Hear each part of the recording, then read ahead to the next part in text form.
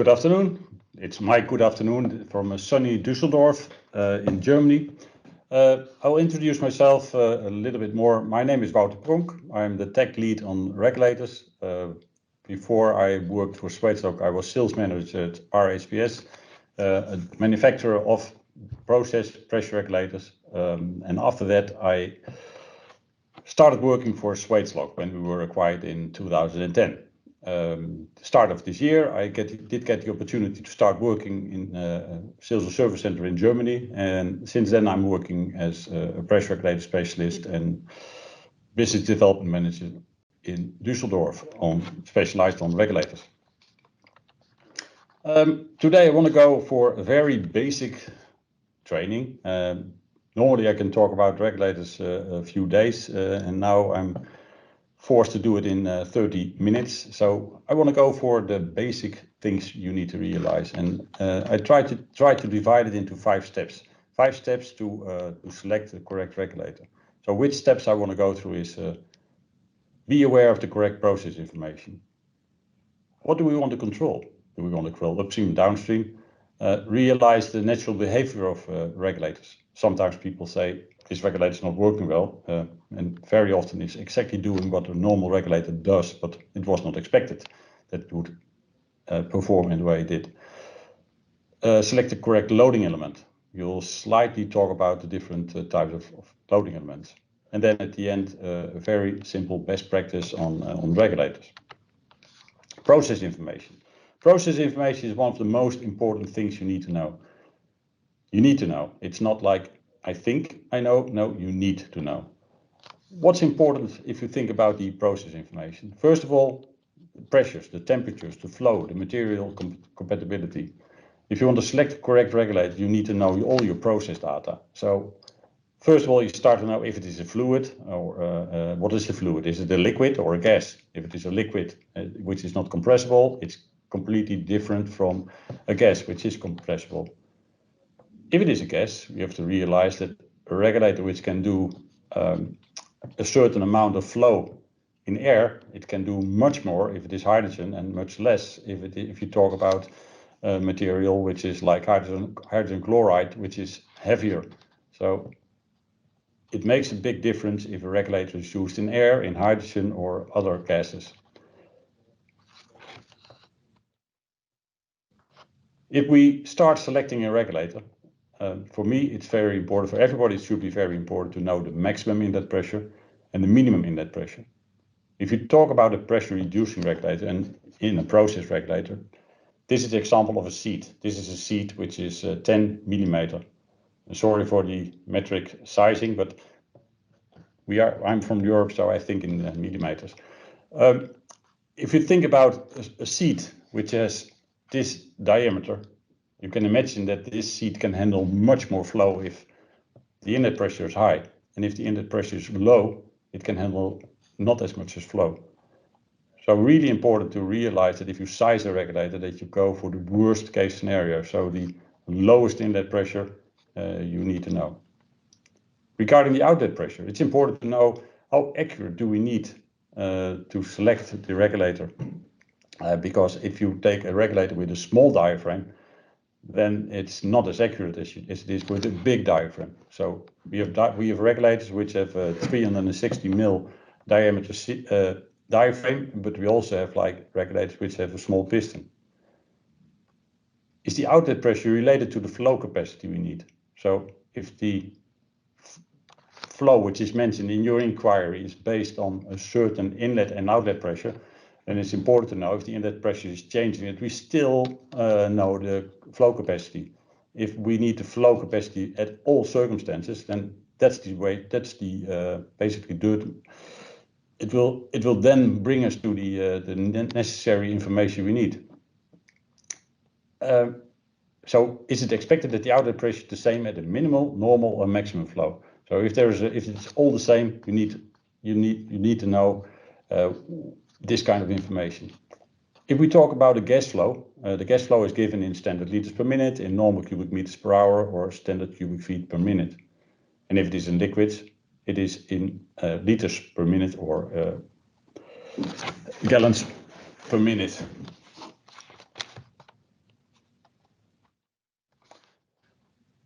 Regulators are basically supplied with flow curves. In our documentation, we submit a lot of flow curves.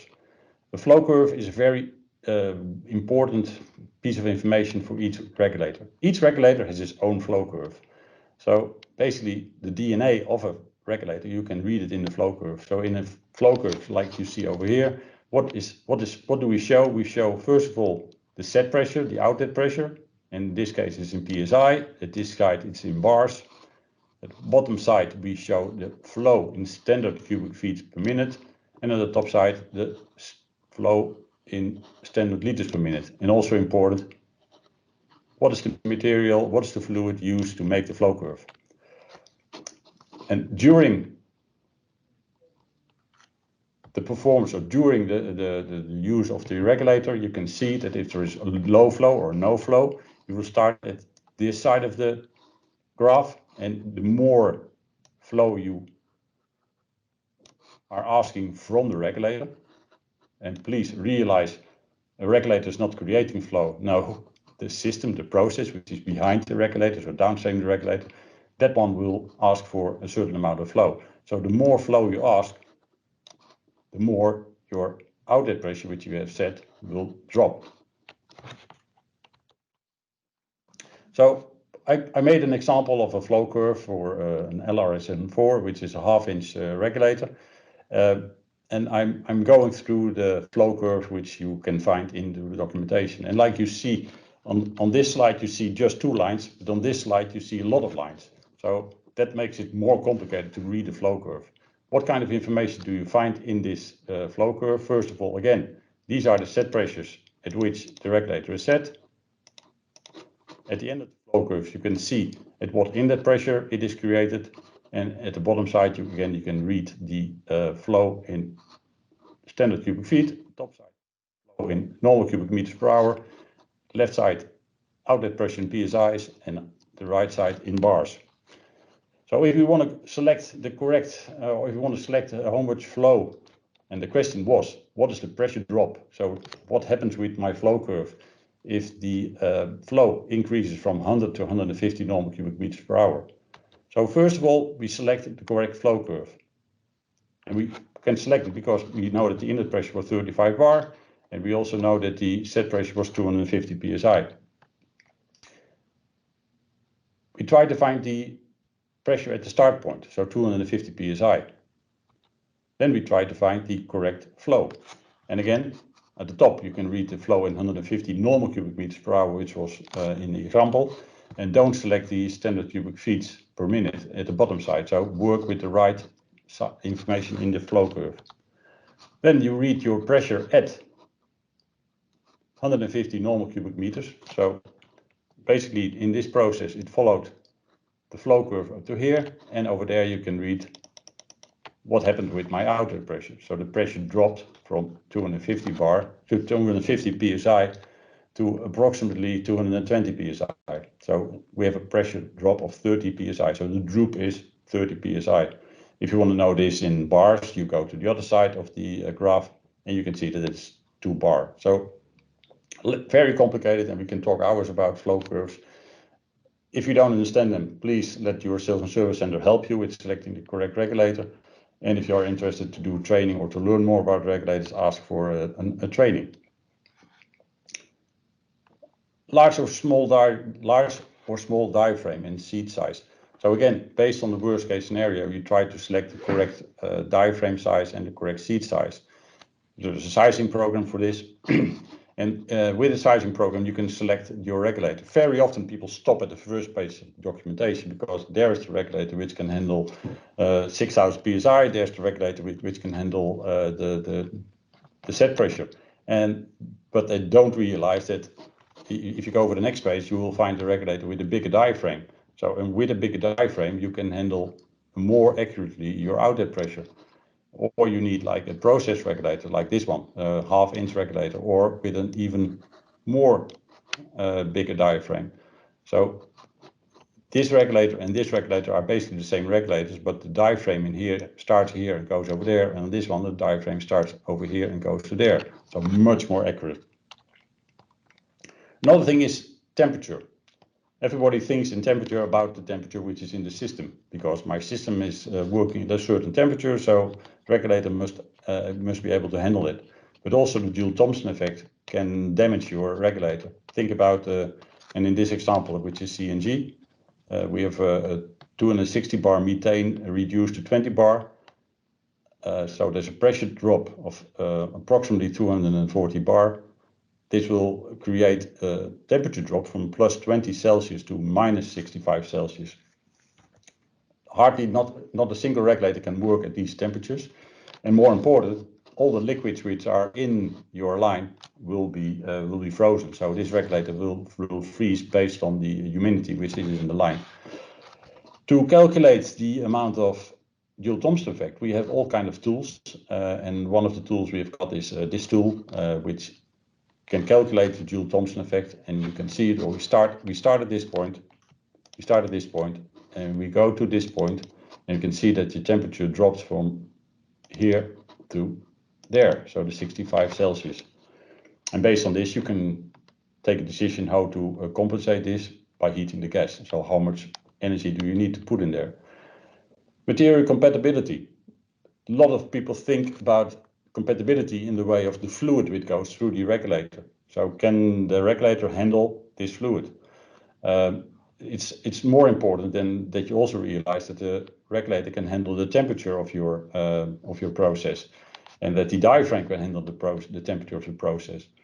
If you have like a soft, an elastomer, an O-ring, which can't handle the low temperature, it will be very hard and it will start leaking. Very often we get the question, the supplier of the O-ring tells us that you can go much deeper in the temperature, much higher in the temperature. Always be careful. The information given by the O-ring supplier is based on atmospheric temperatures, so environmental temperatures.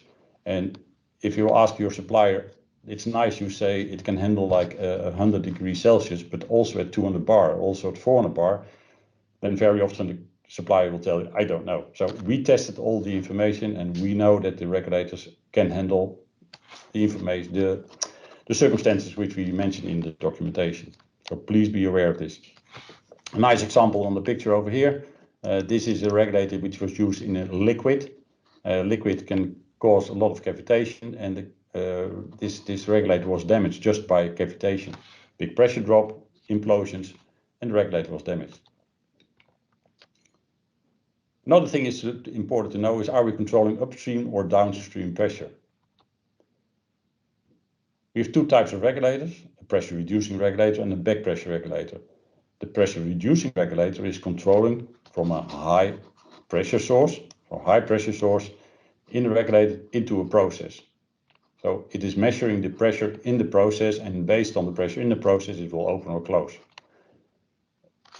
Back pressure regulator is behind the process and will open if the pressure gets too high. So this one tries to control, by example, 60 psi. If the 60 psi is in the process, it will push against the diaphragm and open the valve, and the excessive pressure will fend off. Which elements are very important inside the pressure regulator? We've got small ones, we've got big ones. Over here I've got an example of a regulator which is a ½ inch size. So you can see the diaphragm, you can see the spring, you can see the poppet. Very important is that we have a control element and we have a loading and sensing element. And the control element is basically the area where you will find the poppet and your seat. So this over here is your control element, which consists of a seat retainer, a seat, a poppet spring, and a damper. They all have their own function, but we have no time to talk about all the things they do. And then at the other side, there's a loading and sensing element, which is basically creating the force on top of the diaphragm. And that's done by pushing this adjusting stem into the spring. The spring is compressed and creates a force on the diaphragm. And the pressure at the outlet is fighting the force against the diaphragm. So these are real life pictures of a control element inside the KPR, so it's a ½ inch regulator. Over here you see the poppet. At the left picture you see the poppet and your seat. and at the right picture you see the diaphragm and your spring. Diaphragms are available in several thicknesses, and the springs are available in several spring forces, so spring rates. If you want to control a high force, you take a very strong spring. If you want to control a low force, you work with a lower set spring. How does a pressure regulator work? Is it difficult? No, basically if you know one equation you can figure out how a regulator works. But first you need to know which forces are in a pressure reducing regulator. Your first force, and that's the force we all know, is the force you create by turning the knob and compressing the spring. So that's your F1 force, the force on top of your diaphragm. Then we have a poppet spring force. We have a spring below the poppet which pushes the poppet into the seat. You need a minimum force to make your pressure regulator leak tight. So we need that force, and we call it the F2 is poppet spring force. Then the outlet pressure. So we create outlet pressure. Basically, the only thing a regulator is doing is controlling an outlet pressure. That outlet pressure creates a force against the diaphragm. So that's the force over here. And then a very important force is the force F4. So your inlet pressure pushes your poppet into the seat. If you have a high inlet pressure, you can create a lot of force pushing the poppet into the seat. If you have a low inlet pressure, that force is much lower. Makes sense. Important to know that a regulator which is working in a low inlet pressure, will leak easier than a regulator which has a high inlet pressure. We always think the other way around, but if you have a lot of force created by the inlet pressure, then you will hardly see any leakage. In the back pressure, we have the same. We have a loading element and we have a control element. Basically, in the back pressure valve, we have your inlet, so the process, which pushes against the diaphragm. If the pressure is too high, it will push up the diaphragm and it will fight the force created by the set pressure, which is the spring.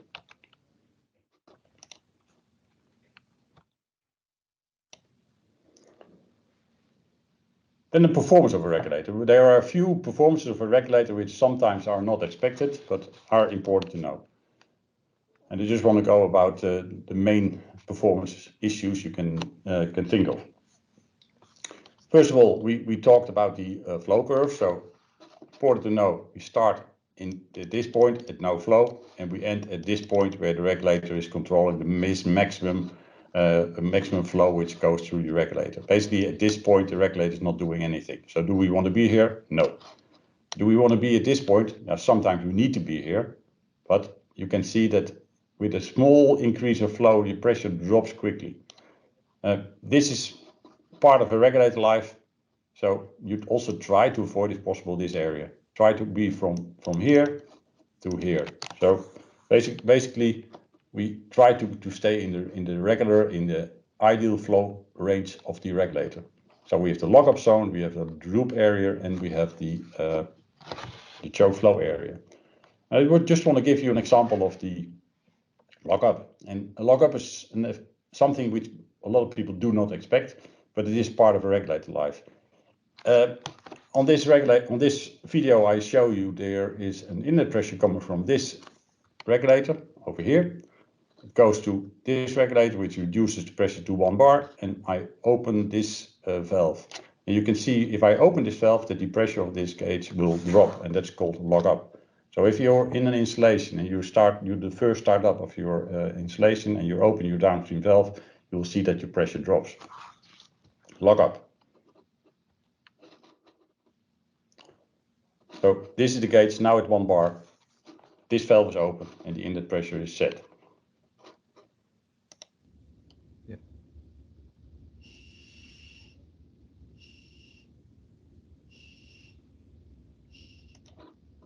Yeah. The effect of lockup was quite big on this one. That's because I selected a regulator which has a lot of lockup and manipulated the regulator, but this is what you see in your systems.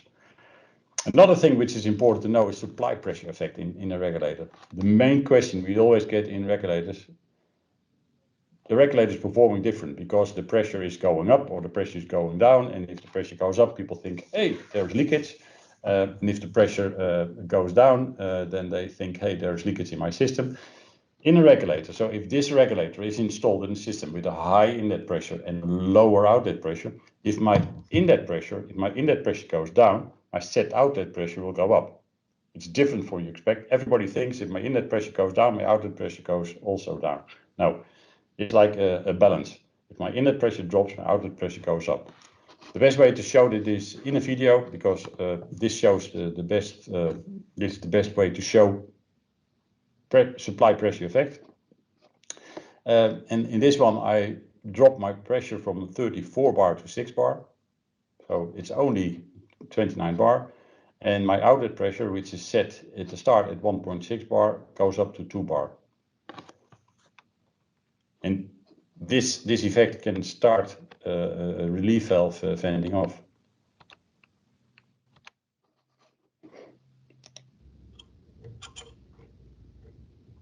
You see your inlet pressure now is a little bit more than 30, drops to low pressure, and my outlet pressure goes up.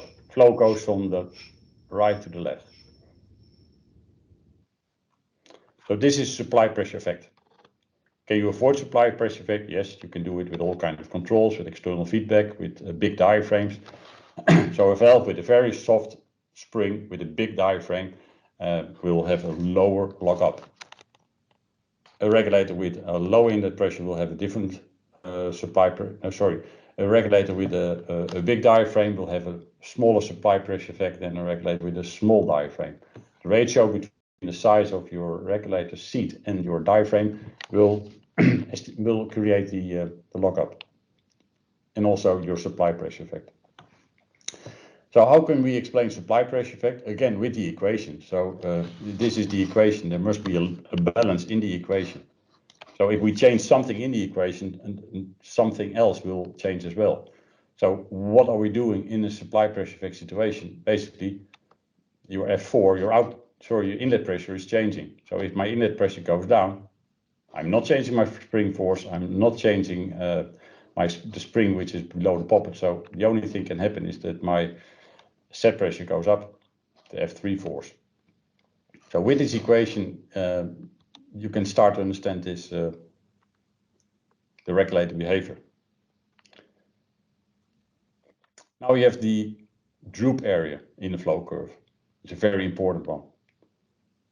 So I have an example of a pressure reducing regulator which is set at a certain pressure.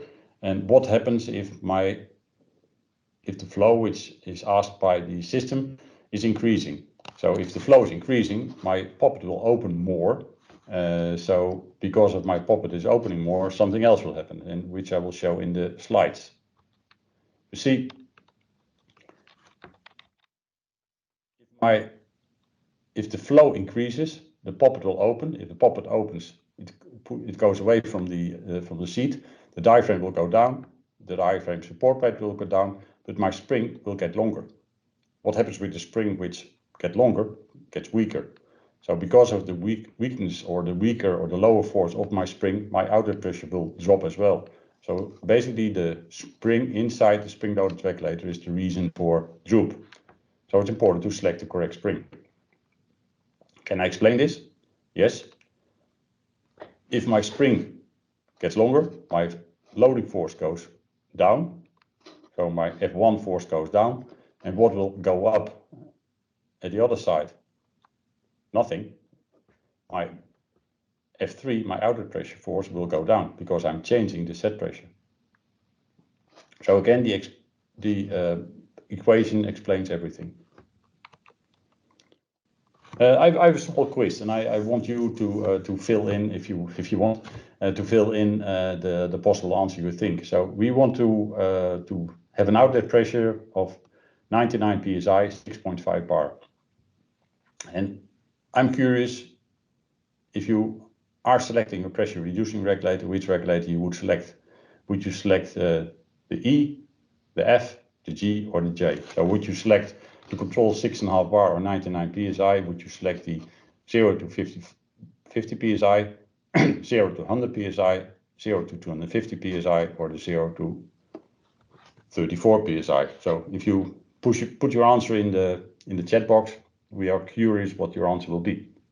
Yeah, you can actually, I'm going to step in here, Walter. You can put your answer into the Q&A box, that little Q&A bubble at the top, and just respond with whatever the appropriate letter is real quick, and we'll go from there. And if Greg will see some answers, then you will let me know what the answers are from your side. Don't be afraid. Nobody knows what answer you gave. We're getting a lot of G right now. Walter, that seems to be the popular one. Yep. G, actually, everybody's on G right now. Yep. Okay, perfect. That's what I expected, but which is wrong. So the one you select is the F. And why do we select the F? I just want to show you the difference in spring. So think about you want to control just a low pressure, 6.5 bar. Then you can select a regulator which is able to control 6.5 bar. There is some safety in your set pressure range. So if there is droop, it will still be able to control the 6.5 bar. You don't want to have, and basically everybody who selected the G is selecting a spring which is too strong. So if your spring is too strong, you will get more droop. So always select a spring which can handle exactly your set pressure range. So if you select the F, you're able to control the full range of 6.5 bar. And it's not like a gauge where you want to see the needle in the middle or at 3/4 of the scale. Now, please select a regulator which can do the job, because then you get the best possible spring. I've got another example over here. I just want to show you, and I'm 100% sure you can see the difference. This is for the same regulator, which I earlier showed you. This is for a low pressure, and this is for the highest pressure. But I can hardly move this one, but this one is, to me, is a solid piece of metal. The forces created in the regulator are extremely high, but you can imagine that the accuracy of such a big spring and the droop is dramatically and causing a lot of issues. So try to select a regulator which fits the job. Then I want to go for almost the last step. If you want to select your regulator, what kind of control do you want? And everybody knows the spring loader and the knob you can adjust. But we have more opportunities. Slightly quick. So the ones we did talk about now is the spring-loaded regulator. So we have a knob and we adjust the set pressure by compressing the spring. So basically, this is a spring-loaded regulator. Another option is a gas-loaded regulator. So you have a dome. Instead of the force created by the spring, you put pressure inside the dome, which is creating a force on the diaphragm. And basically, it works the same as the spring-loaded regulator. Only the force is created by an external source. Then we have a mix of these two regulators. That is the differential pressure regulator. There's a spring and a dome, and this one can be used on mechanical seals or whatever system. If you want to have like a bias between a certain pressure and the pressure you need, by example on mechanical seals, then this one is the regulator to select. So on dry gas seal panels, you will find a lot of differential pressure regulators. And then in test benches, we have the ratio regulator, which is a dome-loaded regulator with a ratio between the control element, so the piston over here, and the diaphragm size. So with this one, with low pressure, you can control high pressure. So with an electronic pilot, which can control 0 to 10 bar, you're able to control very high pressures. Very often used in test benches, and test equipment. Just a small thing about the dome-loaded regulator. So this is an example. You see that if the gas on top in the diaphragm, on top of the diaphragm, is increased, the diaphragm will be pushed open and the outlet pressure will be pushing against the diaphragm and will control the outlet pressure. And that in a very precise way. And what is the big advantage of a dome-loaded regulator if you compare it with the spring-loaded regulator? First of all, you can talk about them forever, but they have a very large diaphragm for the full set pressure range. So this diaphragm is used for 0 to 1 bar, but also used for 0 to 350 bar. So always a big diaphragm. So my lockup will be better, but also my supply pressure effect will be better. So we have a good accuracy. We have a low supply pressure effect. We have no spring, so lower droop. And we can control this regulator in a remote way. So with the electronic pilot on top, you can control it from a distance. There's only one disadvantage because of you have a pilot valve on this one and you have your main valve. You can have, there is a risk that there is a little bit more lockup on this one. Last but not least, if you select a regulator, it's very important that you take care about your regulator. Some people ask me, what's the maintenance interval for a regulator? My answer on that question is very often another question. What do you do with the regulator? Are you in a very clean system or are you in a very dirty system? Are you handling fluids, or what kind of fluids are you handling with? And so it's all based on what you do with your regulator. But some main things are very important, and that's caused by creep.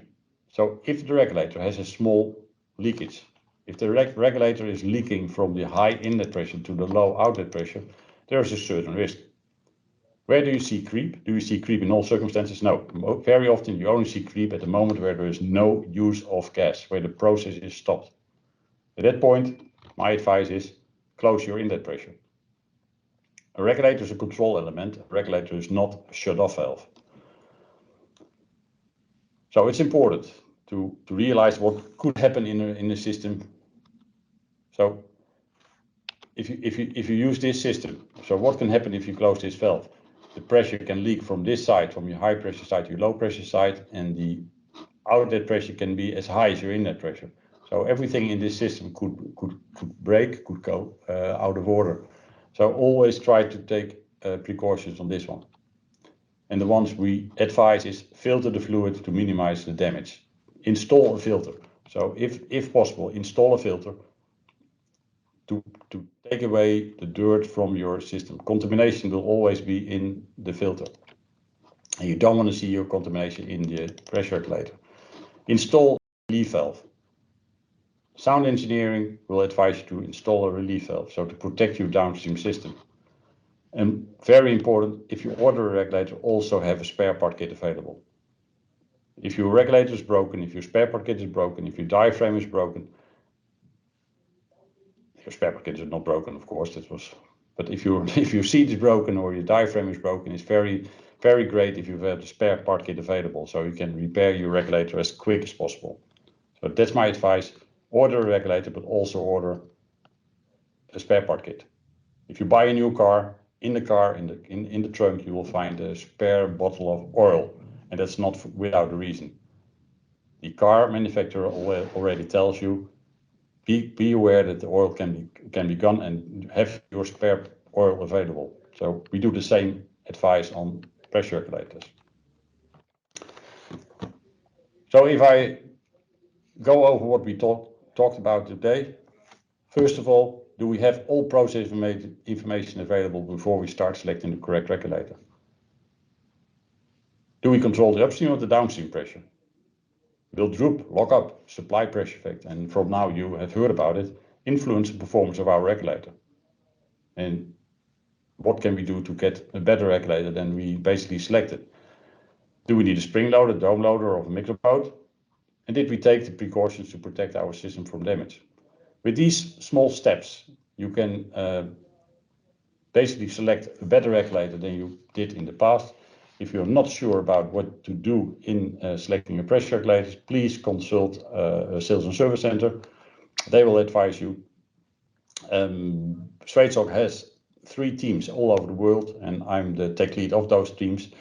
We have a team in Asia, we have a team in Europe, and a team in the US. If there are questions which can't be controlled by somebody or can't be answered by somebody, the questions can be dropped in this team of specialists, which have a direct line with the engineers.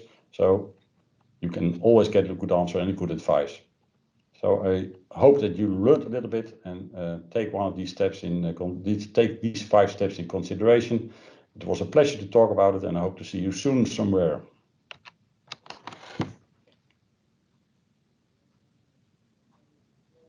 So thank you, Walter. Appreciate it. Great feedback. Excellent job. So right now we're going to open it up to Q&A. And so, again, using that Q&A bubble in the upper right-hand corner, the same thing that you answered with for Walter's quiz a minute ago, just type your question in there. That'll come to me, and I will read it. And then while you're doing that, you see on the screen here different ways that we can learn more about our regulators and things like that. And so we'll be kind of sending you a link for more information, and then your local SSC can reach out to you in a couple of days. We also have great material on our website, swagelok.com. Our blog is called Swagelok Reference Point, and we have plenty of regulator-focused blogs in there as well. And you can go right to our products page from there too, and see and view all of our regulator selection. And as always, you can follow us on social media, on LinkedIn and Facebook, Twitter, and a YouTube channel as well. So we have plenty of regulator-focused content in all of those areas. And so again, Q&A in that upper bubble at the top. Go ahead and just submit your question. Watch, we have a few already coming in, so I'll just read a few here. The first one we have is it possible that Swagelok can do a review of our pressure reducing system? That's a good one. Yeah, no, we have got a team, so the team of specialists, which can do a site review of your system. It's always a kind of step you have to take. So basically, you build a system, you had your suppliers, you had your people with a lot of interest in regulators, and they built something, and then you ask somebody else to check if it was done well. Swagelok is doing more than just supplying components and regulators. We also do surveys. So if you want, we can come on your site with a team of specialists, review your system, write a report, and basically what we do, we observe a system, so basically we look at the system, we tell you what we saw, we tell you what we think about it, and we also, if necessary, we give you advice. And we did this several times. Sometimes there's no need of any modifications, and sometimes the best thing to do is buy a new system. But basically we can do it independent of what product is in use, but we can basically survey a system. No, absolutely. Great. A second question here from one of the attendees. Can you just clarify that if my inlet pressure is 100 psi, a regulator that is rated to 100 psi would suffice? So again, I'll say that again just for clarity. If my inlet pressure is 100 psi, would a regulator rated to 100 psi suffice? If your inlet pressure is 100 psi and your outlet pressure range is 0 to 100 psi, then we have to realize that a pressure reducing regulator is basically working, and the flow rate is based on the differential pressure. So like in an orifice, whatever where you come from, in an orifice, the best capacity or the best possible flow out of an orifice is when the inlet pressure is more than 2 times the outlet pressure. So if the inlet pressure is like 100 psi and your outlet pressure is set at 99 psi, I would think, no, that doesn't make sense. So you need some differential pressure to be able to control the pressure. So I always like to see an inlet pressure which is at least double. So if you want to control 10 psi, have at least the 10 psi, 20 psi available, so double. But you need some pressure differential. Okay, great. So what would another question here from a attendee? What would the flow curve look like with the pilot operated dome control valve? So would there be a high lockup and low droop? So let me ask that again, just for clarity. What would the flow curve look like with a pilot operated dome control valve? Would it have a high lockup and a low droop? It depends. So there's a nice video online, by the way, how to flatten your flow curve, and which explains a lot about this. If you have like a spring-loaded regulator, I can tell you that the flow curve will be a little bit like this. If you take a dome-loaded regulator with a pilot, your flow curve will be better. If you take a dome-loaded regulator with an external feedback to the pilot. So what I'm telling now is if you control your dome pressure, so the pressure in the dome based on what the pilot pressure, the pilot regulator will see downstream, then it will correct. So with an external feedback to pilot, you will get even a better flow curve. And as long as the capacity of the regulator and I just want to be clear, with a small flow, you have a small regulator. With a big flow, you have a big regulator. If your regulator can do the flow with a good pilot, you can get a flow curve which is almost flat. And I just want to show or tell you that online in the Schweizerhoek site, there is a flow curve generator which shows the difference between the regulators you can use. So you can see the difference between a spring-loaded regulator and a dome-loaded regulator and a dome-loaded regulator with an external feedback. But there is a big difference, so it will be flatter. Great. Another question, can you describe the overshoot phenomenon? Yep, that's possible. So overshoot. If you have a regulator which is set at a certain pressure, in a no-flow situation with no inlet pressure, then the spring force of the spring is pushing on the diaphragm is pushing the poppet, so this regulator is in an open situation. If you then, in a very quick way, so with a ball valve, put the inlet pressure on this pressure reducing regulator, the regulator is still in an open situation. And then if you have a thin gas, like nowadays you see a lot of regulators working on hydrogen, if you change your cylinders from an empty one to a full one, your regulator is an open state and you put like a high inlet pressure with a pressure surge, it will fly into the regulator, will go a little bit through the regulator, and then the regulator will start reacting. So that's the overshoot we are talking about. That's the way I explain the terminology overshoot. Okay, great.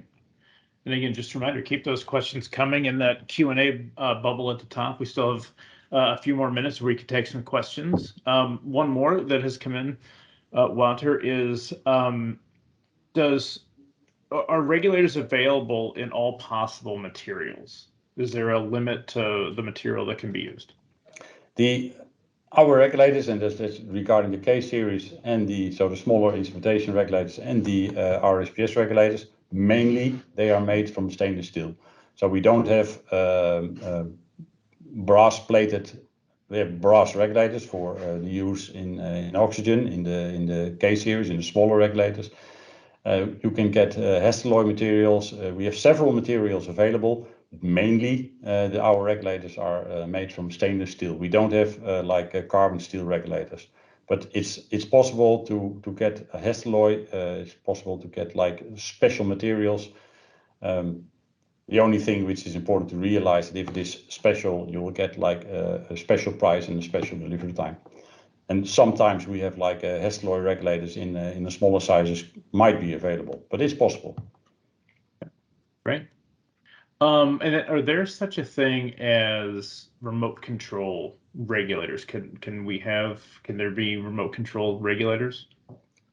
I can refer to what I just said on the pilot controlled regulator. So if you have a dome loaded regulator which has an electronic pilot on top or controlled with a line which is coming from 10 meters or 20 meters or from a control room, you're able to do remote control on dome loaded regulators. Yes.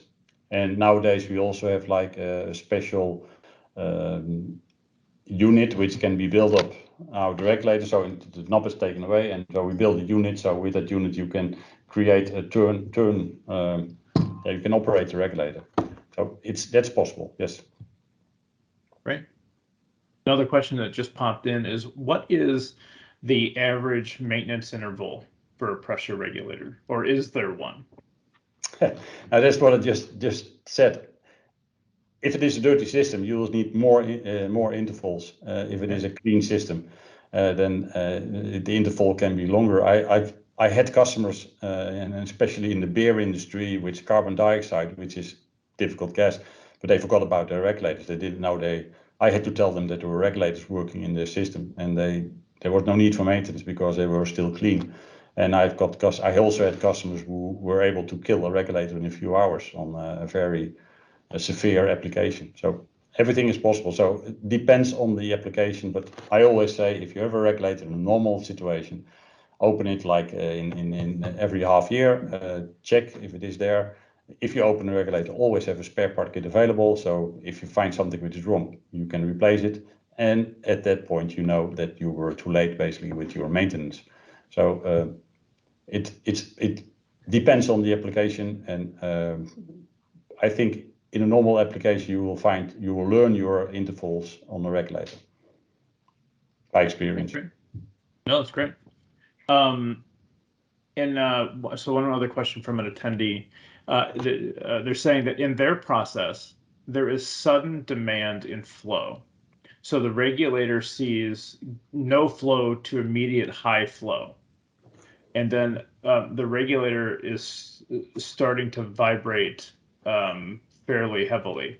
Is there a reason for that? So, going from 0 to high flow and the regulator is vibrating immediately, is there like a regular reason for that, or is that specific to the process? Vibration in regulators is a very difficult situation. Every product, even a glass, so we know that some singers can break a glass just by singing at a correct frequency. Every product has its own frequency. Also, a regulator has its own frequency, and if you are unlucky, it's possible that you are using your system in the own frequency of the regulator and it starts vibrating. On our small regulators, we have like dampeners inside the regulators. On the big regulators, my advice is always don't try to fill a big tank which has no pressure with an enormous outlet pressure. So the regulator is controlling based on that small piece of outlet of that regulator, then it starts vibrating. It's also a matter of bad luck. And sometimes we install like a valve or an orifice downstream the regulator. Vibration, noise happens, and it's also a matter of bad luck. It's very difficult to figure out upfront that you will see a lot of noise. Okay, great. Now, one more question kind of related back to that overshoot phenomenon we were talking about, and this is a simple one. Does overshoot end up reducing the life of a regulator?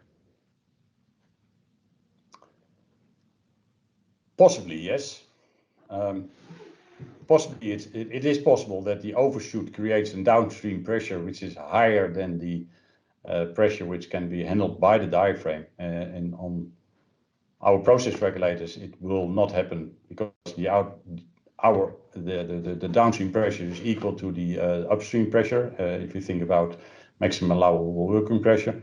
On the smaller regulators, the instrumentation ones with metal diaphragms, we change the thickness of the diaphragms based on the outlet pressure. So if you have an overshoot on them, it could cause damage to the regulator.